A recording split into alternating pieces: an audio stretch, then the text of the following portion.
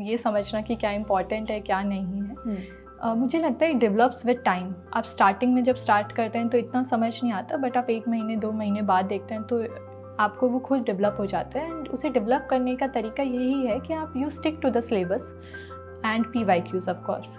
तो आप सिलेबस के में जो भी कीवर्ड्स हैं उन्हें एनालाइज करें, और जो भी PYQs में जिस टाइप के क्वेश्चंस पूछे जाते हैं उन्हें, एंड बाकी you can discuss among your friends. आप 2-3 आपके दोस्त हैं उन्हें पकड़ लें, उनके साथ थीम्स डिस्कस करें कि क्या पूछ सकते हैं पेपर में। तो दे विल ऑल्सो टेल उनका ओपिनियन कि ये आ सकता है most probably, you will also add something.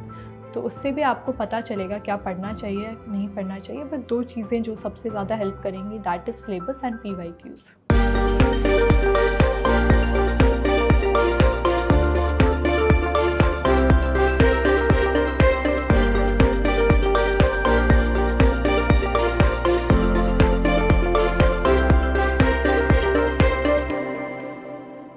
Hello everyone, welcome to Chamomile Tea with Toppers, an initiative by Unacademy। आज हमारे साथ हैं UPSC CSE 2022 all India rank 19 Laghima Tiwari. Laghima, आपका बहुत बहुत स्वागत है आज के इस छोटे से सेशन में। Thank you ma'am, thank you for inviting me. So Laghima, result आ चुका है 2022 का। सबसे पहले मैं यही पूछूंगी कि आपको कैसा महसूस हो रहा है रिज़ल्ट को देखकर? क्या आपने इतनी बेहतरीन रैंक जो है उसको एक्सपेक्ट किया था? रिज़ल्ट को देखकर किसी की भी तरह खुशी थी, एंड काफ़ी खुशी थी, पेरेंट्स को भी, सबको खुशी थी, बट थोड़ा ओवरवेलमिंग भी था। स्टार्टिंग में तो अनबिलीवेबल था, बट अब धीरे धीरे थोड़ा सिंक इन होना स्टार्ट हुआ है। एंड आई होप जैसे जैसे अकेडमी में जाएंगे तो और सिंक इन होगा। एंड आपका सेकेंड पार्ट यू आस्क्ड कि एक्सपेक्टेड, तो क्या होता है ma'am, when we give the exam तो वी नो कि एग्ज़ाम अच्छे गए हैं, but you never expect a good rank. Specially जब आपका रिज़ल्ट पास होने लगता है तो यू फॉरगेट ऑल अबाउट कि कैसे गए हैं एग्ज़ाम्स, एंड यू थिंक कुछ भी हो सकता है। सो आई वाज होपिंग कि लिस्ट में नाम आ जाएगा, but having such a good rank, so it was an happy surprise, unexpected. बिल्कुल, इतनी लंबी जर्नी है UPSC की और उसके बाद इतनी बेहतरीन रैंक आना अपने आप में बहुत ही अच्छा महसूस होता है। तो पहले तो मैं जानना चाहूँगी, बाकी के लोग भी जानना चाह रहे होंगे कि आपके बारे में थोड़ा सा, आपकी पर्सनल बैकग्राउंड क्या रहा है, आप कहाँ से आते हैं और आपकी एजुकेशन कैसी रही? क्या आप शुरू से ही इतनी बेहतरीन स्टूडेंट रही हैं स्कूल टाइम में? तो इसके बारे में ज़रूर बताएं। मेरा बैकग्राउंड है, मेरा place of birth Alwar Rajasthan है, and my family also belongs to that place. बाकी मेरा I have been brought up, and मेरी स्कूलिंग दिल्ली से ही हुई है। न्यू ग्रीन फील्ड साकेत में स्कूल है मेरा। And after that I did my graduation in electronics and communication engineering from Delhi technological university, and I completed my graduation in 2021. My graduation subject was electronics and communication engineering. तो आपने obviously class 12th में बल्कि class 11th में ये सोच लिया था कि मुझे इंजीनियरिंग साइड जाना है, तो एकदम से यहाँ पे UPSC का एग्ज़ाम कैसे आ गया? क्योंकि engineering, yes this is very true कि बहुत सारे इंजीनियर्स हैं, बहुत सारे डॉक्टर्स जो हैं वो भी इस एग्ज़ाम को अब दे रहे हैं, लेकिन आपको वो कौन सी चीज़ है ऐसी जो मोटिवेट कर रही थी उस समय कि मुझे ये एग्ज़ाम देना चाहिए? इसके 2 फैक्टर्स हैं। पहला तो ये था कि like any middle class family, बचपन से जहाँ पे एक होता है कि सिविल सर्वेंट बनने का, तो that was a factor too. But एक सेकंड फैक्टर कि क्यों कॉलेज में इतना सॉलिडिफाई हुआ this resolve was because the exposure I got in college, the part of societies I was in college, through that I got exposure regarding working in the field as well as interacting with some very important people. So that somehow molded me कि I should also attempt this, and this job, it provides such a diverse range of opportunities. So I hoped कि एक बार तो अच्छे से attempt देना चाहिए, and इसलिए I gave that attempt. और आपका फर्स्ट अटेम्प्ट में बहुत ही बेहतरीन रैंक से एग्ज़ाम क्लियर हुआ। आपने यहाँ पर इस एग्ज़ाम को कैसे समझा और क्या वो तरीके थे, और उसके बाद आपने अपनी जर्नी को स्टार्ट कैसे किया?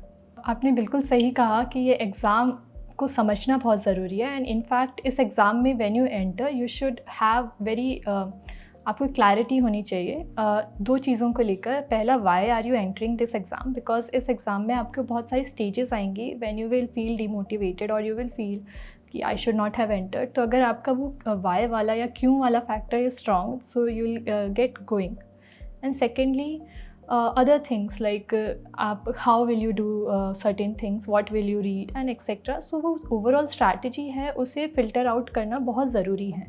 So internet, जैसे आपने कहा, it has its merits and demerits both, and इतना content है और बहुत सारा content बहुत अच्छा है। So one needs to filter out कि उन्हें क्या सुनना है। एंड मैंने भी यही किया था। मैंने बहुत सारे इंटरनेट पे वीडियोस हैं टॉपर्स की, टॉपर टॉक्स हैं, ऐसे इंटरव्यूज हैं, ऐसे और भी इनिशिएटिव्स हैं। I listen to them and I use to pay more attention to toppers जिनका बैकग्राउंड मेरे साथ मैच करता था, लाइक इंजीनियरिंग बैकग्राउंड या फिर from my optional. So I use to see their videos and I use to extract information out of them. तो मैंने ये अपना काम शुरू कर दिया था अपने 4th ईयर के एंड में। I started researching a lot कि what to do, how to do, and फिर after that I started preparing. So I think ये जो पार्ट है रिसर्च वाला, it's very important and one should do it beforehand. यानी कि toppers की जो वीडियो है उससे बहुत सारी बेहतरीन चीज़ों की जानकारी मिल सकती है, जिसको अगर ध्यान से देखा जाए तो काफ़ी हेल्पफुल साबित होगी। अगर हम ऐसे एग्ज़ाम के पैटर्न को देखें, यहाँ पे स्टेजेस को देखें, तो आपने हर स्टेज के लिए, प्रीलिम्स के लिए, मेंस, इंटरव्यू और अब तो CSAT जो है वो भी एक काफ़ी इम्पोर्टेंस होल्ड करता है, इन सभी एरियाज़ के लिए आपने प्रिपरेशन कैसे की? आपकी प्रिपरेशन जो है वो हर पार्ट के लिए अलग थी या फिर एक तरीके की इंटीग्रेटेड अप्रोच आपने फॉलो की? माय प्रिपरेशन जैसे सारे टॉपर्स की होती है, तो आपका सिलेबस इतना कॉमन होता है कि you should do an integrated preparation pre and mains के लिए, and almost everyone does that. So my advice will be the same. तो प्रीलिम्स और मेंस के लिए कुछ बेसिक बुक्स हैं, we can discuss that later, but कुछ basic books हैं। आप पहले उन बेसिक बुक्स को आप कवर करिए, एंड आपकी जब वो बेसिक बुक्स कवर हो जाएं एक बार at least, then you should move to your optional in my opinion. और फिर आपका ऑप्शनल हो जाए तो then you do some main specific, आपके कुछ और एक्स्ट्रा टॉपिक्स हैं, so you should try covering them. So आपकी मेंस और प्री की ऐसे प्रिपरेशन होनी चाहिए, और प्री से कुछ महीने पहले यू जस्ट डू थोड़ा प्री स्पेसिफिक, बिकॉज प्री में आपका पेपर ऑब्जेक्टिव आता है, मेंस में सब्जेक्टिव आता है, तो demand of the paper is different. तो प्री से थोड़ा महीने पहले आप थोड़ा अपनी अप्रोच को शिफ्ट कर लीजिए ऑब्जेक्टिव की तरफ। तो आप ऐसे कर सकते हैं। बाकी इंटरव्यू की प्रिपरेशन तो मेरे ख्याल से आपको मेंस क्लियर होने के बाद ही करनी चाहिए। There is a lot of time, and अभी से इंटरव्यू के बारे में प्रिपेयर करने का कोई फ़ायदा नहीं है। जस्ट आपकी पर्सनालिटी डेवलपमेंट वाली जो चीज़ है, आप अपनी हॉबीज़ परस्यू कर सकते हैं रोज़। इट विल कीप यू थोड़ा लाइट हार्टेड भी, एंड थोड़ा आपकी productivity day to day life में इंक्रीज़ होगी। तो that you can do for 30 minutes और सो डेली। बट ओवरऑल जो आपकी इंटरव्यू की प्रिपरेशन है, आप मीन्स की बात करिए। एंड CSAT की बात रही तो it depends from person to person. Some people do not require ज़्यादा CSAT में inputs, and some do. So आप अपना खुद का एनालाइज करके वेयर डू यू स्टैंड, उस हिसाब से you give inputs in CSAT। But of course CSAT को बिल्कुल इग्नोर नहीं करना चाहिए। There are lot of people जो प्रीलिम्स के पेपर 1 में they do exceptionally well, and CSAT में they are not able to score well. So please don't ignore that, and आपका जो भी लेवल है उसके according you prepare that. Okay, तो ये तो ओवरऑल हमने अलग अलग स्टेजेस की बात की, लेकिन अगर हम अब यहाँ पे सब्जेक्ट स्पेसिफिक बात करते हैं, तो आपका क्या मानना है कि हमें कौन से ऐसे सब्जेक्ट्स हैं जिन्हें हम कोर मान सकते हैं, कोर सब्जेक्ट्स के रूप में देख सकते हैं, और इस प्रिपरेशन में कौन से वो सब्जेक्ट्स हैं जिनसे प्रिपरेशन शुरू करनी चाहिए ताकि आगे की जो जर्नी है वो थोड़ी सी स्मूथ हो जाए? देयर आर सर्टेन सब्जेक्ट्स जो ज़्यादा कोर हैं या फिर ज़्यादा इम्पॉर्टेंट हैं, एंड इफ़ यू हैव आपको उनके ऊपर पकड़ अच्छी है तो will get a greater return. So आपका polity is that one subject, economics is one such subject, even आपके history is among those subjects, and geography. तो ये कुछ सब्जेक्ट्स हैं कि आप इन्हें थोड़ा पहले कर लें एक बार बेसिक सब्जेक्ट्स को, तो आपकी ओवरऑल परफॉर्मेंस थोड़ी आपको अच्छा बेनिफिट मिलेगा लेटर। अगर हम इन्हीं चारों सब्जेक्ट्स की बात करें तो आपने इन सब्जेक्ट्स को किस तरह से प्रिपेयर किया? So starting with polity. Polity के लिए मैंने तो NCERTs 6 to 10th की रेफ़र नहीं की थी, but it again will depend on person to person. If someone feels कि उन्हें थोड़ा बेसिक पढ़ने की ज़रूरत है तो they should read 6 to 10th की, बट उन्हें भी ज़्यादा टाइम नहीं देना चाहिए. They should read it quickly. But मुझे ऐसा नीड फील नहीं हुई थी कि आई शुड रीड दैट, तो आई स्किप दैट. और आपका बहुत सारा कंटेंट जो 6 to 10th की NCERTs में होता है, इट गेट्स रिपीटेड इन 11 12, तो you should see according to that. Polity में मैंने मेन तो लक्ष्मीकांत बुक आती है वही रेफ़र की थी, and it's a very good book. आपको उसमें सब कुछ मिल जाएगा, तो आप वो पढ़िए लक्ष्मीकांत. थोड़ी बल्कि है but it will give a good return.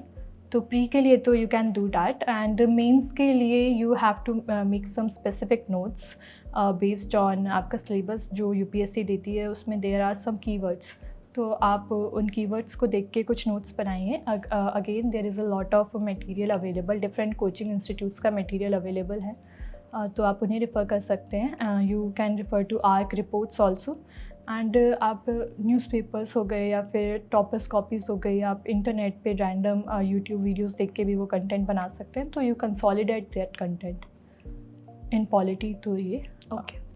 तो economics, for economics what I did was I read 11 12th की NCERT. Now macroeconomics की NCERT UPSC के पर्पज़ से यूज़फुल है. You can skip microeconomics. So I did that. After reading 11 12th NCERTs, I moved to Shri Ram IAS की notes available हैं market में. I read them, and again those are pretty good. And आपका prelims level की preparation हो जाती है उससे. But again आपको मेंस के लिए there are some keywords syllabus में जिस आपको प्रिपेयर करना होगा. तो again you can refer to different coaching materials and other ARC reports और नीति आयोग की कुछ रिपोर्ट हो गई. So you can refer to those, and आप मेन स्पेसिफिक अपने नोट्स बना लीजिए कीवर्ड्स के अकॉर्डिंग, 1 या 2 पेज के A4 साइज शीट्स पे, and it will help you. Moving on to history. History में आपके बहुत सारे पार्ट्स होते हैं, मॉडर्न, एंशिएंट, मिडिवल. तो जो मॉडर्न हिस्ट्री का पार्ट है, I referred mainly to Spectrum. Spectrum book है राजीव अहीर सर की जी. एंड उस बुक में आप मैंने क्या किया था, उस बुक के जो स्टार्टिंग का थोड़ा कंटेंट है अप टू रिवोल्ट ऑफ 1857, उसके तो मैंने शॉर्ट नोट्स बना लिए थे, बिकॉज उससे पहले वाले चैप्टर्स की यूटिलिटी थोड़ी कम होती है. बिकॉज आपके मीन्स के सिलेबस में भी गिवन है फ्रॉम मिड 18th सेंचुरी. सो उसके नोट्स बना लिए थे. बाकी मैंने स्पेक्ट्रम से ही पढ़ा था, एंड स्पेक्ट्रम में ही बीच बीच में आई पेस्टेड सम स्टिकी नोट्स अगर मुझे ज़रूरत लगती थी कुछ एडिशन की.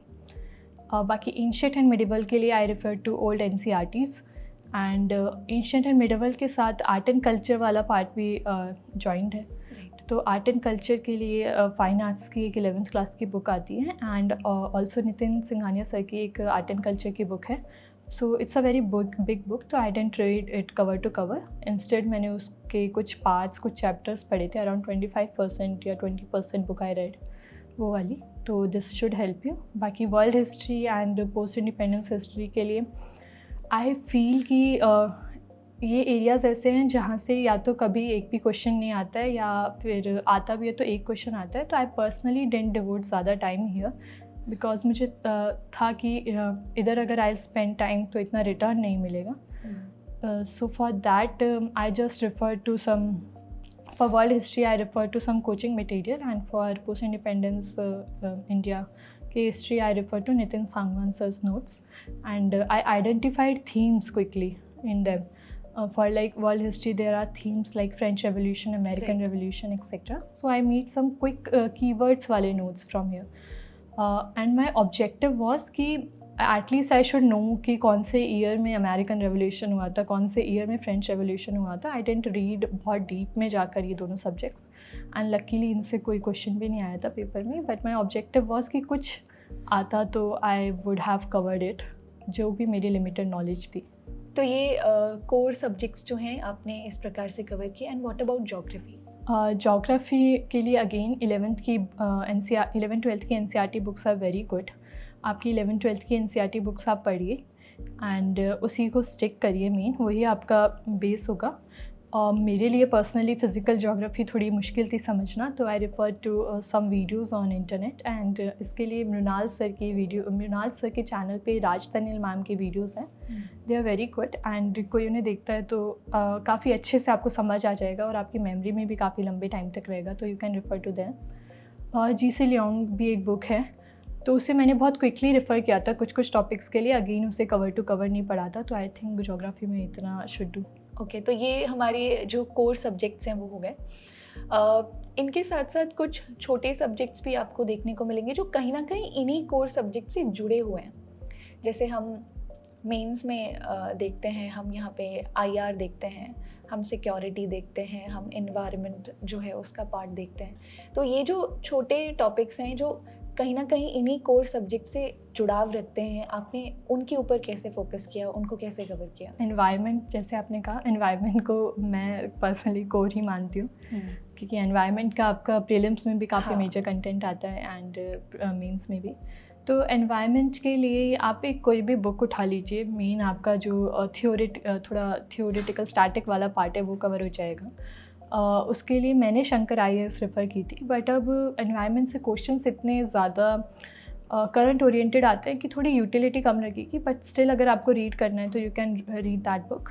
बाकी मेजर आपके एनवायरनमेंट में करंट रिलेटेड टॉपिक्स आते हैं, बोथ प्रीलिम्स में भी और मेंस में भी, तो उसके लिए न्यूज़पेपर्स फॉलो करना एंड उसके अलावा मंथली करंट अफेयर्स की मैगजीन्स आती है, PT 365 आती है, तो either of them you do, तो इट शुड वर्क। वहीं मेंस में एनवायरनमेंट में क्या होता है कि आपके जो भी क्वेश्चन आते हैं एनवायरनमेंट में, 4-5 जो भी क्वेश्चन आते हैं, they all are current specific.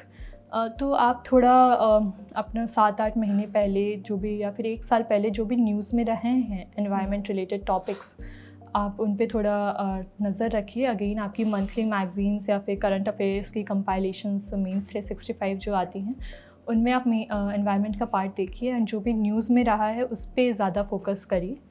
बाकी कुछ थीम्स होती हैं अगेन एनवायरनमेंट में, like air pollution, stubble burning, या फिर land degradation, plastic pollution, e-waste management. तो ऐसी थीम्स को आप आइडेंटिफाई कर सकते हैं और इन पे भी शॉर्ट नोट्स आप बना सकते हैं। So that should do in environment. तो आपने ये जो पार्ट था इस पे डिस्कशन करते समय काफ़ी बार करंट अफेयर्स की बात की कि कितना इम्पॉर्टेंट है UPSC के लिए फ़र्स्ट ऑफ ऑल, और इसको आपने कैसे कवर किया, कैसे आपने डील किया करंट अफेयर्स वाला जो हमारा मेजर पार्ट रहता है? See I feel current affairs are very important for UPSC, but again मैं एक चीज़ यहाँ पे बोलना चाहूँगी एंड दैट इज़ आप ओवर स्ट्रेस मत करिए करंट अफेयर्स पे, because that can be a problem.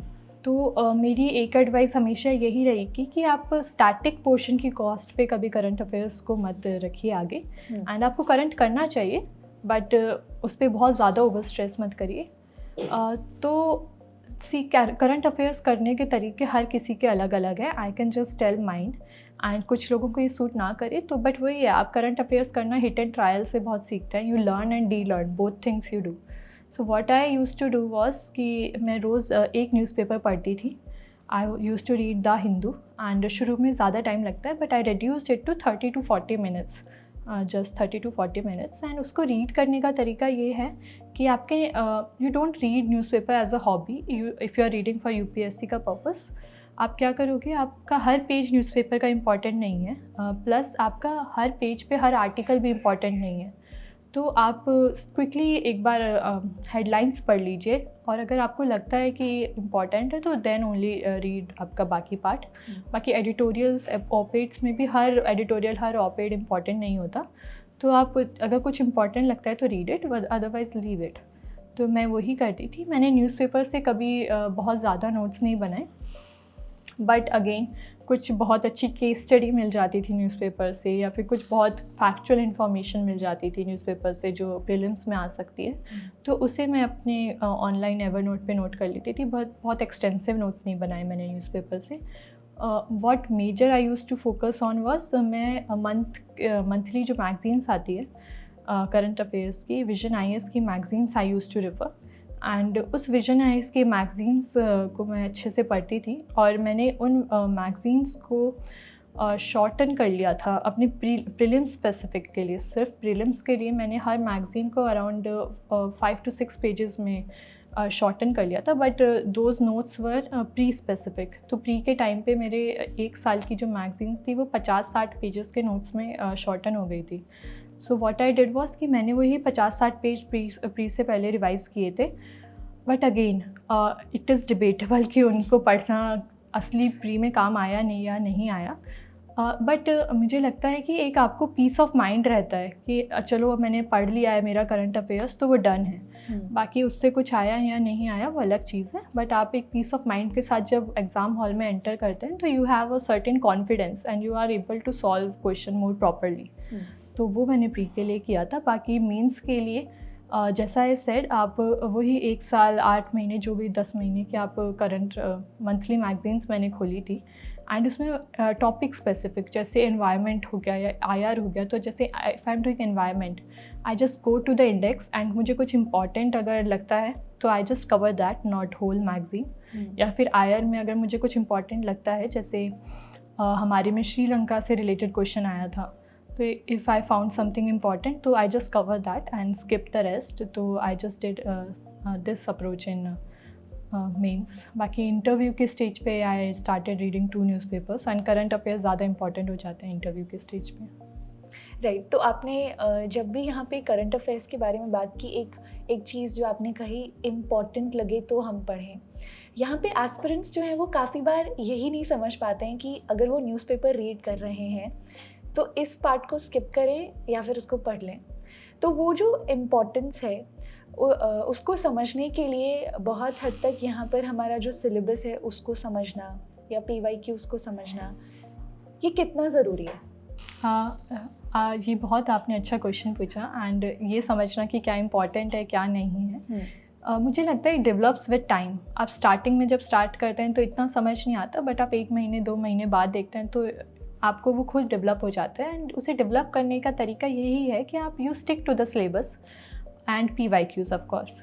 तो आप सिलेबस के में जो भी कीवर्ड्स हैं उन्हें एनालाइज करें और जो भी PYQs में जिस टाइप के क्वेश्चंस पूछे जाते हैं उन्हें, एंड बाकी you can discuss among your friends. आप 2-3 आपके दोस्त हैं उन्हें पकड़ लें, उनके साथ थीम्स डिस्कस करें कि क्या पूछ सकते हैं पेपर में। तो दे विल ऑल्सो टेल उनका ओपिनियन कि ये आ सकता है most probably, you will also add something. तो उससे भी आपको पता चलेगा क्या पढ़ना चाहिए नहीं पढ़ना चाहिए। बट 2 चीज़ें जो सबसे ज़्यादा हेल्प करेंगी, that is syllabus and PYQs। तो नोट मेकिंग में बहुत सारे एस्पिरेंट्स पूरी नई किताब ही लिख देते हैं। मतलब जहाँ से वो पढ़ रहे हैं उसी का शायद डबल लिख देंगे वो जब वो नोट मेकिंग करेंगे। नोट मेकिंग का सही तरीका क्या होगा, या फिर हम ये नहीं कह सकते कि सही एग्जैक्ट तरीका क्या है, बट आपका क्या तरीका था नोट्स बनाने का? मुझे भी इशू आता था नोट मेकिंग में कि कहीं मैं पूरी किताब ही ना लिख दूँ वापस। तो इसको एंड आपको किताब में कभी कभी हर चीज़ ही इंपॉर्टेंट लगती है। जब आप लक्ष्मीकांत जैसी किताब पढ़ते हैं तो हर चीज़ इंपॉर्टेंट लगती है, तो आपको समझ ही नहीं आता क्या स्किप करें और क्या ना करें। तो मैंने क्या किया था कि मैंने ये जो मेन बेसिक बुक्स हैं, ये कोर बुक्स हैं, जैसे लक्ष्मीकांत, स्पेक्ट्रम, श्री राम IAS, ये सब के मैंने नोट्स नहीं बनाए थे। व्हाट आई डिड वाज कि जहाँ पे मुझे ऐसा लग रहा था कि ज़्यादा कंटेंट नोट्स में लिखने को है, वहाँ पे मैंने स्किप कर दिया था।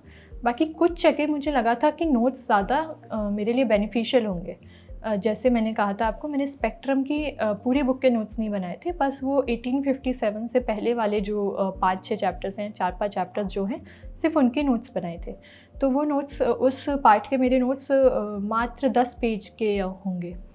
तो उससे बेनिफिट क्या होता है कि जो उससे पहले वाला पार्ट था उसकी यूटिलिटी एग्ज़ाम पर्सपेक्टिव से वैसे भी कम है, क्योंकि मेंस पर्सपेक्टिव से भी और प्रीलिम में भी अगर आपके क्वेश्चन आएंगे तो थोड़े फैक्चुअल नेचर के आएंगे उधर से, तो वो आपके उन 10 पेजेस के नोट से कवर हो जाएगा। तो आप भी यूटिलिटी देख के बनाएं। बाकी 1857 के बाद के जो चैप्टर्स थे स्पेक्ट्रम में, वो मुझे सारा ही कुछ इंपॉर्टेंट लगता था, तो मैंने उसे अलग से नहीं लिखा। बाकी मैंने एंशिएंट और मिडिवल हिस्ट्री के नोट्स बनाए थे अगेन, और आर्ट एंड कल्चर का जो पार्ट था उसके मैंने नोट्स बनाए थे अगेन, बिकॉज उधर भी मुझे लगता था कि बुक से पढ़ने में उतनी यूटिलिटी नहीं है, बुक में बहुत ज़्यादा कंटेंट है एंड उधर से मैं फ़िल्टर आउट करके अपने नोट्स में अगर कंटेंट लिखूँगी तो वापस जब मैं पढ़ूँगी तो मुझे ज़्यादा वो बेनिफिशियल रहेगा। तो प्रीलिम्स के लिए तो मैंने यही किया था। बाकी mains specific syllabus wise notes बनाए थे। मेंस में आपके सिलेबस में जो कीवर्ड्स हैं मैंने अपने प्री और मेंस के बीच में मेजरली, और उससे प्री से पहले भी थोड़े बहुत बनाए थे, बट मेजरली इस ड्यूरेशन में A4 साइज शीट्स पे नोट्स बनाए थे। तो आप हर टॉपिक को एक A4 साइज शीट्स पे लिख लीजिए एंड उसके 1-2 पेज के नोट्स बना लीजिए। जैसे आपका कोई टॉपिक है, कोई भी टॉपिक है आपका वुमेन रिलेटेड या चिल्ड्रन रिलेटेड, तो आप उसमें 1-2 पेज के नोट्स बना लीजिए। एक चीज़ जो आपको याद रखनी है कि आपको ये नोट्स लास्ट में रिवाइज़ करने हैं, तो आपके लिए फ़ायदेमंद होगा कि आप बनाते वक्त ही कम से कम नोट्स बनाएं। तो 1-2 पेज ही रखना है हर टॉपिक पे, क्योंकि रिवाइज़ करने में आपको आसानी रहेगी बाद में। अगर हमने नोट्स बनाए हैं और उन नोट्स को रिविज़िट करने में एक लंबा समय हमने एक गैप दे दिया, काफ़ी बार ऐसा भी होता है कि उनको अगर हम एक बार फिर से खोल कर देखते तो समझ नहीं आता कि ओह ये पॉइंटर क्यों लिखा था। तो रिवीजन जो है वो एक बहुत इम्पॉर्टेंट पार्ट है यूपीएससी की प्रिपरेशन का।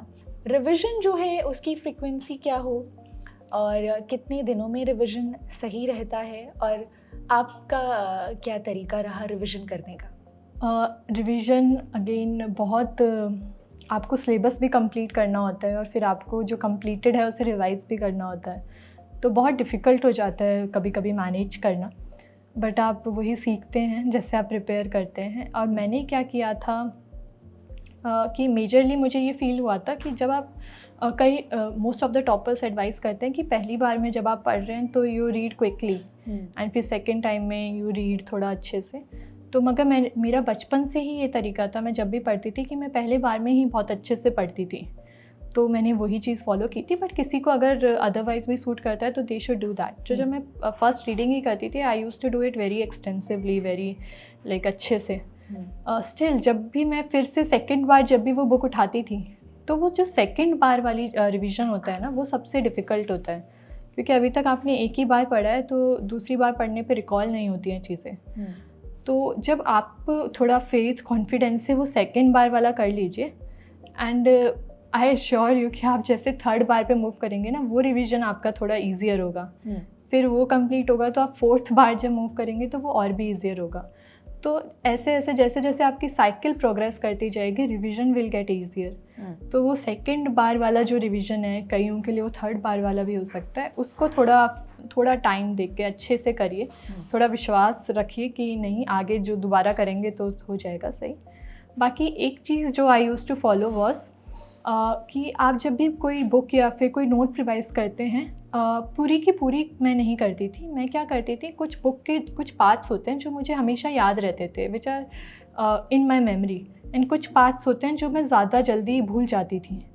तो what I use to do last में कि मैं सिर्फ उन पार्ट्स को फिर रिवाइज करती थी जो मैं भूल जाती हूँ, एंड जो पार्ट्स मुझे याद रहते हैं I use to skip them. तो इससे थोड़ा क्विक भी हो जाता है रिवीजन, अगर आपको थोड़ी टाइम की कमी हो रही है तो ये भी कर सकते हैं। बाकी एग्ज़ाम पास आ रहा है तो थोड़ा इंपॉर्टेंट टॉपिक्स को रिवाइज़ कर लीजिए, बाकी आप स्किप कर सकते हैं। तो आइदर वे जैसे सूट करता है वैसे कर दें। एंड यही है कि प्री से पहले अगर आप रिवाइज़ कर रहे हैं तो you have a time line कि आप जब अपना पहला या दूसरा रिवीजन कर रहे हैं तो इतने डेज़ में करेंगे, उसके बाद वाला कर रहे हैं तो you reduce the number of days. तो ऐसे करके यू फॉर्म अ टाइमलाइन जो आपको सूट करे। मेंस जो हैं वो स्टार्ट होने वाला है, मेंस आगे आएंगे एग्ज़ाम। मेंस में आंसर राइटिंग का जो पार्ट है वो इम्पोर्टेंस रखता है।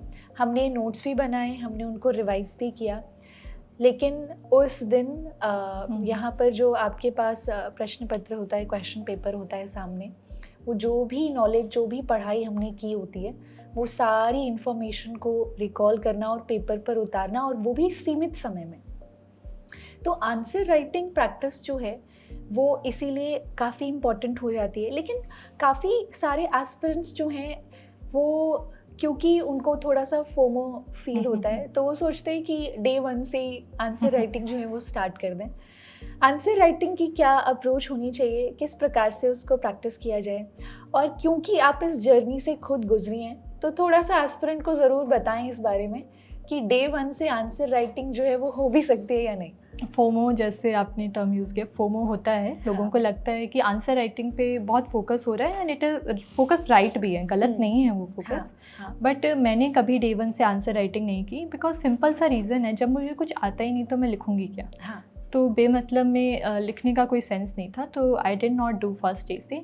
मैंने क्या किया, मैंने अपना जो शुरू के थे थोड़े मंथ्स, उसमें मैंने बेसिक बुक्स कवर की and I was also reading newspaper उस टाइम पे। तो एक बेसिक, बहुत ज़्यादा नहीं, बेसिक आइडिया लग गया था। तो उसके बाद मैंने वो थोड़े महीने बाद जब एक बार बेसिक बुक्स कवर हो गई, उसके बाद मैंने थोड़ा क्वेश्चंस उठाए। तो ये मैंने प्री से पहले मतलब आंसर राइटिंग करी थी थोड़े बहुत क्वेश्चंस की। अब वो क्वेश्चंस मैंने PYQs उठाए एंड काफ़ी आपकी इंटरनेट पे साइट्स हैं, जैसे सिक्योर इनिशिएटिव है एक, इनसाइट्स ऑन इंडिया का, वहाँ से I picked some questions and मैं कोशिश करती थी कि मैं 2-3 क्वेश्चन हर रोज़ कर सकूं।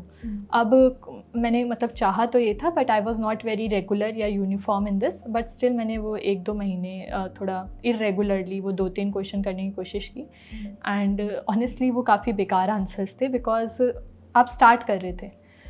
But now when I look back, तो आई थिंक वो एक्सरसाइज भी इंपॉर्टेंट थी प्री से पहले। वो मेरा बेकार आंसर्स लिखने वाला फेज़ वो प्री से पहले निकल गया। If I would not have done that उधर, तो फिर वो प्री के बाद कंटिन्यू होता।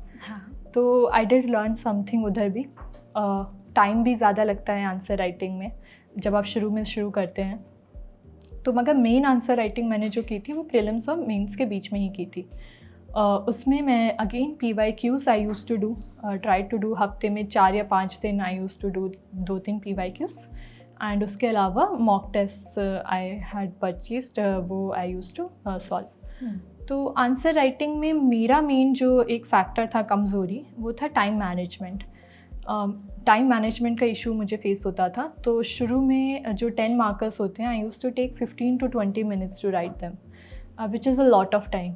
आपके पास लिमिटेड 180 मिनट्स होते हैं एंड आपको उसमें 20 क्वेश्चंस अटेम्प्ट करने हैं। सो मैंने क्या डिसाइड किया कि मैं 10 मार्कर के लिए 7 मिनट ईच रखूँगी एंड 15 मार्कर के लिए I will keep 10 minutes each. तो वो आपकी 170 मिनट्स हो जाते हैं एंड 10 मिनट्स का फिर वो बफर टाइम।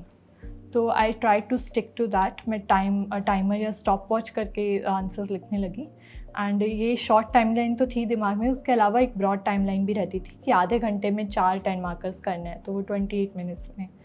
तो ऐसे ही आप एक शॉर्ट टाइमलाइन तो रखिए, एक ब्रॉड टाइमलाइन भी रखिए कि आधे घंटे में इतने करने हैं, 1 घंटे में इतने करने हैं। तो कहीं आप पीछे आगे हो रहे होंगे तो आप एडजस्ट कर लें नेक्स्ट हाफ आवर में। तो इससे आपको आंसर राइटिंग में टाइम मैनेजमेंट का भी थोड़ा रहेगा एंड जितना आंसर्स को इम्पॉर्टेंट है कंप्लीट करना, उतना ही इम्पॉर्टेंट है उनका कंटेंट भी। थोड़ा उस पर भी फोकस करिए कंटेंट को इम्प्रूव करने में। क्वालिटी और क्वांटिटी दोनों इम्पॉर्टेंट है। तो ये जो एक लंबी जर्नी है, क्योंकि सिर्फ एग्ज़ाम की प्रिपरेशन नहीं, जब ये एग्ज़ाम शुरू होता है उसमें भी पूरा 1 साल लग जाता है। तो आपने खुद को कैसे मोटिवेटेड रखा इस पूरे जर्नी में, ये जो पूरा टाइम निकला है? If you even want to clear this exam एक अटैम्प्ट में भी, तो भी आपके मिनिमम 2 साल लग जाते हैं। पूरा आपकी जर्नी एग्ज़ाम साइकिल 1 साल ले लेती है और उससे पहले यू हैव टू प्रिपेयर कम से कम 1 साल। तो ये जो 2 साल का पीरियड है, it's a very long period. तो उसमें खुद को मोटिवेटेड रखना वो बहुत इम्पॉर्टेंट है। एंड कंसिस्टेंसी आपने जैसे मेंशन की थी, वो एक बहुत इंपॉर्टेंट फैक्टर है if you are clearing this exam. And रोज़ वही डेडिकेटेड आवर्स पुट करना थोड़ा मोनोटोनस हो जाएगा, बट स्टिल आपको जब भी ऐसा लगे तो you have to remind yourself कि ये डिसीजन किसका है इस साइकिल में एंटर करने का। ये आपका खुद का डिसीजन है, आपने खुद कॉन्शियसली लिया है। तो आपको एक अंदर से आपको रिमाइंड होना चाहिए कि आप क्यों वाला जो वो क्वेश्चन है, आप क्यों इधर आए हैं। एंड जब आपने खुद का ये डिसीजन लिया है तो आपको कम से कम 1 या 2 अपनी ऑनेस्ट अटैम्प्ट देने चाहिए। तो मैं वही करती थी, जब भी ऐसा कुछ लगता था तो I use to remind myself कि अभी तो थोड़ा बहुत टाइम बचा है एंड कम से कम 1 अटैम्प्ट के लिए तो मुझे अपनी स्पिरिट्स को हाई रखना चाहिए। एंड वही करती थी। बाकी उसके अलावा सपोर्ट आपका सिस्टम कितना स्ट्रॉन्ग है, आपका एक इंटरनल आपकी ऑफकोर्स सेल्फ कॉन्फिडेंस काम आता है, बट एक आउटसाइड फैक्टर भी होता है। सपोर्ट सिस्टम में आपकी क्लोज फैमिली हो जाती है, आपके फ्रेंड सर्कल, तो आप उनसे बात करिए एंड दे विल रीइंफोर्स आपका बिलीव खुद पे। तो वो भी आपको हेल्प करता है। बाकी pick a hobby, do it for 30 minutes और सो डेली। थोड़ा रिजुविनेटेड रहेंगे, थोड़ा बाहर के लोगों से बात करेंगे तो भी प्रोडक्टिविटी इंक्रीज होगी। So what ever suits you. एक और अहम हिस्सा है इस जर्नी का और वो है ऑप्शनल्स। अगर मैं थोड़ा ऑप्शनल की बात करूं, आपका बैकग्राउंड जो है वो इंजीनियरिंग रहा है, आपने उसकी पढ़ाई की है, लेकिन अगर मैं आपकी ऑप्शनल की बात करूं तो वो थोड़ा सा कनेक्टेड नहीं लगता है, क्योंकि काफ़ी एस्पिरेंट्स जो होते हैं जो इस एग्ज़ाम को दे रहे हैं वो कोशिश करते हैं कि जो उन्होंने पढ़ा है वहीं से कहीं ना कहीं ऑप्शनल को वो चुनें। आपका ऑप्शनल एंथ्रोपोलॉजी रहा, इसके पीछे का क्या कारण था और आपने क्या सोचकर, मतलब इसके पीछे क्या आपका विचार था जिसके आधार पे, बेस पर आपने इस ऑप्शनल को चुना? ऑप्शनल को चूज़ करने के बहुत सारे फैक्टर्स हो सकते हैं। उसमें आपके फैक्टर्स होंगे आपका इंटरेस्ट एरिया, अदर फैक्टर होंगे रिसोर्सेज कितने अवेलेबल है, गाइडेंस कितनी अवेलेबल है। तो ये कुछ फैक्टर्स हो सकते हैं, बट अल्टीमेटली आपको वो ऑप्शनल चूज़ करना चाहिए जो आपके स्ट्रेंथ्स या वीकनेसेस पे प्ले करे। अब मेरा ग्रेजुएशन सब्जेक्ट ECE था, तो UPSC ECE as an optional offer नहीं करती है, it offers electrical engineering. And अगर मैं इलेक्ट्रिकल इंजीनियरिंग चूज़ करती तो there are certain topics and areas या सब्जेक्ट्स जो मुझे एडिशनली पढ़ने पड़ते, और क्योंकि उनका नेचर थोड़ा टेक्निकल ज़्यादा होता तो आई वॉज टाइम भी ज़्यादा लगता उन्हें पढ़ने में, एंड थोड़ी एक्सटर्नल गाइडेंस ज़्यादा चाहिए होती है, तो इसलिए I was looking for another optional. तो उधर आई चोज़ एंथ्रोपोलॉजी बिकॉज दो आई हैव डन इंजीनियरिंग, मेरे पास 11th-12th में बायोलॉजी थी, एंड बायोलॉजी में जो मैंने उस टाइम पढ़ा था उसका फिज़िकल एंथ्रोपोलॉजी से थोड़ा मैं लिंक कर पा रही थी, जैसे जेनेटिक्स इनहेरिटेंस वाला पार्ट है, इवन पेलियोंटोलॉजी का थोड़ा part I was able to link, and it gave me some confidence. तो उसके बाद even when I read socio cultural anthropology and other parts, तो मुझे पर्सनली बहुत इंटरेस्टिंग लगते थे वो सारे parts to study about man and generally the study of man across time and space, it was very interesting to me. बाकी guidance अच्छी available थी, ऑनलाइन आपके ब्लॉग्स हैं, टॉपर्स के, प्रीवियस ईयर टॉपर्स के वीडियोज़ हैं, so that is why I went ahead with this optional. And even optional भी एक प्रकार का ऐसा ही एरिया है जिसमें अगेन खुद को मोटिवेटेड रखना ज़रूरी है, क्योंकि बाकी सब्जेक्ट्स के मुकाबले इसकी जो पढ़ाई है वो थोड़ी सी ज़्यादा लंबी खिंच जाती है एक तरीके से। एंड ऑप्शनल के बाद यहाँ पर एक तरह से मेंस जो है वो हम कवर कर रहे हैं, इसमें एक और हिस्सा है एथिक्स का। आपने एथिक्स के लिए किस प्रकार से प्रिपेयर किया? एथिक्स एक ऐसा एरिया था जो मुझे हमेशा थोड़ा ज़्यादा चैलेंजिंग लगता था बाकी सब्जेक्ट से कंपैरेटिवली, और उसका रीज़न ये था कि एथिक्स में आप को जो आंसर्स लिखने होते हैं वो बहुत ज़्यादा ऑब्जेक्टिव नहीं होते हैं। जैसे बाकी में आप अपना स्टैटिस्टिक्स डाल सकते हैं, डेटा, फिगर, आप डायरेक्ट आंसर लिख सकते हैं, बट एथिक्स में थोड़ा एब्स्ट्रैक्ट वाला, फिलॉसफी वाला जो एंगल आता है उसके लिए मैं इतनी कम्फर्टेबल नहीं थी, तो थोड़ा मैंने ज़्यादा ध्यान दिया एथिक्स पे। उसके लिए सिलेबस, अगेन आप सिलेबस में जो भी कीवर्ड्स हैं, जो भी जैसे इंटीग्रिटी, प्रोबिटी, जो भी आपके कीवर्ड्स हैं उनकी आप डेफिनेशन प्रिपेयर कर लें। उसके अलावा आप एक रिसोर्स को ही रख लें, मैंने वो एक कोचिंग मटेरियल का रिसोर्स रखा था, आप कोई और रिसोर्स रख लें, और आपको जहाँ भी गैप्स फिल इन करने हों एथिक्स में तो उधर से आप उस रिसोर्स को रेफ़र करें और गैप्स फिल इन कर लें सिलेबस के अकॉर्डिंग। बाकी आप अपने खुद के एग्जाम्पल्स फाइंड आउट करें। एग्ज़ाम्पल्स में आप अपने पर्सनल एग्ज़ाम्पल्स लिख सकते हैं, और या फिर आप किसी सिविल सर्वेंट ने कुछ अच्छा काम किया है तो वो एग्ज़ाम्पल लिख सकते हैं। अदरवाइज़ ऑल्सो बहुत आपके न्यूज़पेपर्स से अगर आप ओवर द ईयर कलेक्शन करेंगे तो मिल जाएंगे, बाकी ऑनलाइन साइट्स हैं वो भी आपको अच्छे एग्ज़ाम्पल देंगे। तो आप एग्ज़ाम्पल कलेक्ट करते वक्त अगेन डिवीज़न बना लें कि जैसे अगेन सेल्फलेसनेस के एग्ज़ाम्पल्स एक तरफ, करेज के एग्ज़ाम्पल्स एक तरफ, तो वो आपको जल्दी रिमाइंड होंगे एग्ज़ाम हॉल में। वरना क्या होता है, आपने बहुत सारे एग्जांपल्स कलेक्ट कर लिए एंड आपने उन्हें डिवाइड नहीं करा है ऐसे कैटेगरीज़ में, तो आपके दिमाग में बहुत सारे होंगे बट आप सही टाइम पे सही चीज़ एक्सट्रैक्ट नहीं कर पाएंगे एग्ज़ाम हॉल में। So that's important. तो ये तो थ्योरी पोर्शन हो गया। बाकी केस स्टडीज़ के लिए मैंने क्या किया था, एक आर राजागोपालन सर की एक बुक है केस स्टडी स्पेसिफिक, तो मैंने उसे ख़रीदा था एंड वो काफ़ी अच्छी बुक है। उसमें different types of case studies हैं, उसमें लिखने का तरीका भी है कि आप कैसे किसी टाइप की केस स्टडीज़ को लिख सकते हैं, तो उससे मैंने थोड़ी केस स्टडीज़ की प्रैक्टिस की थी। एंड इसके अलावा toppers copies, again toppers copies में बहुत अच्छे आपको आंसर्स मिल जाएंगे। मैंने भी ऐसे विशाखा यादव मैम की कॉपीज़ हैं, श्रुति शर्मा मैम की कॉपीज़ हैं, उनसे देखकर लिखना सीखा था, theory part and even case study part. तो ये मेरी एथिक्स की ओवरऑल स्ट्रैटेजी थी। एंड अगेन आप रिपीटेड रिवीजन करिए, लेंदी आता है पेपर, शुरू से स्पीड बना के रखिए एथिक्स में and it should help you. Ethics के साथ एक और हिस्सा है जिसमें जैसे आपने कहा कि बहुत सब्जेक्टिव बातें लिखनी होती हैं एक तरीके से, ऐसे भी है हमारे पास, और ऐसे जो है उसमें आप पूरी तरह से सब्जेक्टिव नहीं, लेकिन कुछ हद तक आपको अपने जो विचार हैं, अपने जो आइडियाज़ हैं, उनको पोर्ट्रे करना होता है पेपर में। ऐसे जो है उसके लिए अलग से प्रिपेयर किया जाए, या फिर जो आप जीएस पेपर जो है उसकी तैयारी कर रहे हैं उसी समय में आपको बहुत सा कंटेंट जो है वो मिल जाता है जिसका इस्तेमाल ऐसे में किया जा सकता है?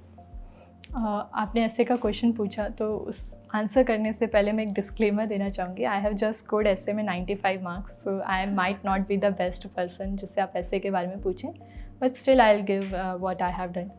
तो मैंने तो ऐसे में क्या किया था कि when you prepare for ethics तो आपके जो कोट्स और एग्जांपल्स होते हैं you can interchangeably use in both the papers, तो मैंने भी वही किया था। उसके अलावा मैंने थोड़े एनेक्डोट्स वगैरह तैयार करके रख लिए थे कि जो मैं रेडीली यूज़ कर सकती हूँ मेरे एसेज में। And I try to inculcate अच्छे मतलब dimensions, various dimensions in my essays, quotes, examples, anecdotes. मैंने अपने एग्ज़ाम डे से पहले कुछ 7-8 ऐसे भी लिखे थे, बट अगेन उसका इतना मुझे रिज़ल्ट नहीं मिला, तो मे बी कोई और strategy might suit better. Okay, तो यहाँ पे प्रीलिम्स के बारे में हमने बात की, और आपने बहुत अच्छे से सब्जेक्ट वाइज, बल्कि यहाँ पे चाहे नोट मेकिंग हो या फिर सब्जेक्ट्स को पढ़ना हो, उसको प्रीलिम्स स्पेसिफिक कैसे पढ़ना है और मेंस में कैसे पढ़ना है उसके बारे में हमने डिस्कशन किया अच्छे से। अब आखिर में यहाँ पर जब हम इंटरव्यू की बात करते हैं तो पहला मेरा प्रश्न ये रहेगा कि आपका इंटरव्यू का एक्सपीरियंस कैसा था? इंटरव्यू का experience of course it's a one in a life time opportunity and आपको पूरी तरह से उसे एंजॉय करना चाहिए। तो I also went inside the UPSC भवन एंड बहुत अच्छा इन्वायरमेंट होता है वहाँ पे। आपका पूरा staff, everything is very cordial, काफ़ी फ्रेंडली होता है सब। और मेरा experience when I entered the room, थोड़ा नर्वसनेस ऑफ कोर्स रहती है, आप इतने बड़े स्टेज प्लेटफॉर्म पे आ रहे हैं, but carry your confidence, your काम, कंपोजर विद यू एंड आपको हेल्प करेगा। इंटरव्यू रूम में सर ने मुझसे काफ़ी अच्छे, ऑनरेबल जो चेयरमैन सर थे उन्होंने मुझसे काफ़ी अच्छे से सवाल पूछे। मेरे इंटरव्यू मेजरली मेरे डैफ के अराउंड सिचुएट था, अराउंड 60 to 70% मेरा डैफ रिलेटेड था। तो I was comfortable with the question, I had a very good discussion. And जब मैं बाहर आई तो मुझे ऐसा लगा कि मेरा interview was very normal, like उसमें कुछ बहुत हाइज नहीं थे तो बहुत लोज भी नहीं थे। It was a normal conversation and कब ओवर हो गया पता नहीं चला, but again it was a very nice day. So Laghima, बहुत सीरियस बातें हो गई, लेकिन अब मेरे पास आपके लिए कुछ रैपिड फायर क्वेश्चंस हैं। जैसे आप प्रिपरेशन के बाद एग्ज़ाम के लिए तैयार थी, आई होप आप इन क्वेश्चंस के लिए भी रेडी हैं। So are you ready? I will try to answer them.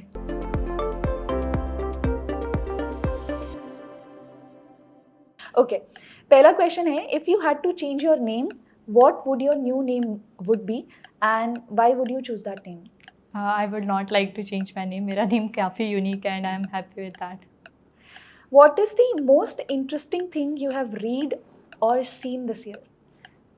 I recently read एक novel, It Ends With Us, and I think it's a very good novel, काफ़ी interesting था। So, And what is the most important object you own?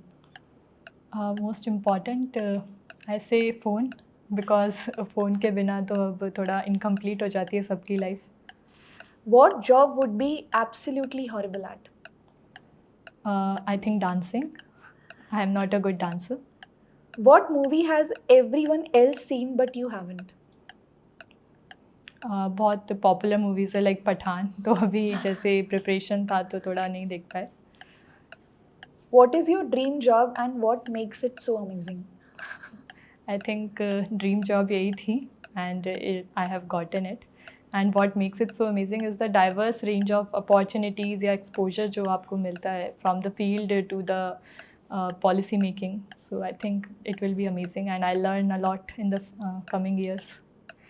If you had the world's attention for 30 seconds, what would you say?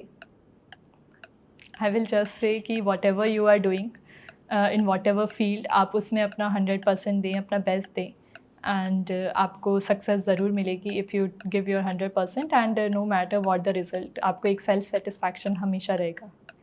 When things break, do you prefer to fix them or replace them? I prefer to fix them. In fact, मेरी hobby भी मैंने best out of waste लिखी थी अपने डैफ में, so I prefer to like remake and upcycle things. अगर कोई ऐसी भाषा जिसे आप फ्लुएंटली सीखना चाहेंगे, वो कौन सी भाषा होगी? There are both Indian languages and बाहर की लैंग्वेजेस. तो बाहर में Spanish I am very like influenced by, and Indian में Marathi and Bengali I will like to learn. अगर कोई ऐसा एक फूड व्यंजन जो आप कभी भी नहीं छोड़ सकती हैं, कुछ भी हो जाए, कितना भी कोई पैसे दे दे, वो कौन सा फूड होगा? My comfort food is rajma चावल, एंड मैं कभी भी नहीं छोड़ सकती उसे, जैसे आपने कहा. आई थिंक राजमा चावल मोस्ट ऑफ दी लोग जो हैं, पीपल जो हैं, उनका कंफर्ट फूड होता है, वो तो कोई भी नहीं छोड़ सकता है. तो ये थे कुछ रैपिड फायर क्वेश्चंस. इनका भी बहुत ही बेहतरीन तरह से जवाब देने के लिए आपका बहुत बहुत शुक्रिया. बल्कि कैमोमाइल टी विद टॉपर्स पर इस प्लेटफॉर्म पर आने के लिए, अपने एक्सपीरियंसेस शेयर करने के लिए आपका बहुत बहुत धन्यवाद. पर अब अनअकैडमी की तरफ से आपके लिए एक छोटा सा तोहफा है, एंड आई होप आपको ये बहुत पसंद आएगा. तो हमने यहाँ पर एक प्रकार से इस प्लेटफॉर्म पे फ़िलहाल आपकी जो पूरी जर्नी रही है, मैं ये तो नहीं कहूँगी शायद बहुत ज़्यादा डिटेल में, लेकिन हमने उसको टच करने की ज़रूर कोशिश की, जिससे एस्पिरेंट्स को काफ़ी मदद मिलेगी, ये मैं आशा करती हूँ. यहाँ पर अब एस्पिरेंट्स जो नेक्स्ट आगे एग्ज़ाम देने वाले हैं, उनके लिए आपका क्या मैसेज रहेगा? कौन से ऐसे एरियाज़ हैं जिन पर ध्यान रखा जाए? मिस्टेक से कैसा सीखा जाए? क्या मैसेज होगा आपका उन सब के लिए? माय मैसेज वुड बी कि आप जब भी इस प्रिपरेशन साइकिल में आ रहे हैं, तो come with a clarity of mind. आप अपनी स्ट्रैटेजी को बिफोर हैंड डिवाइस कर लें कि आप क्या करेंगे, कैसे करेंगे. एंड एक बहुत इम्पॉर्टेंट चीज़, आप खुद वेट मत करिए सेम गलती करने का जो किसी और ने ऑलरेडी करी थी and it costed them an attempt. तो आप प्लीज़ दूसरों की गलतियों से भी सीखें, अपनी के साथ साथ. जैसे कुछ लोग CSAT को इग्नोर करते हैं, कुछ आंसर राइटिंग पे फोकस नहीं करते या ऑप्शनल पे उतना ध्यान नहीं देते. तो you try to not do these mistakes and अपना ऑनेस्ट अटैम्प्ट दें. जितना आपने टाइम अपने लिए रखा है, उस टाइम में अपना ऑनेस्ट अटैम्प्ट दें. एंड आई होप आपको कहीं ना कहीं ज़रूर सक्सेस मिलेगी. And all the best from my side. Thank you so much Laghima, इस प्लेटफॉर्म पर आने के लिए, अपने एक्सपीरियंसेस शेयर करने के लिए. होपफुली आज का सेशन बहुत सारे एस्पिरेंट्स को इनपुट्स देगा. तो इस विंडो की उस साइड जितने भी एस्पिरेंट्स आज के इस एपिसोड को देख रहे हैं, thank you so much watching this particular episode with chamomile tea with toppers. अगले एपिसोड में मिलेंगे एक और नए टॉपर के साथ, नए इनसाइट्स के साथ. Thank you.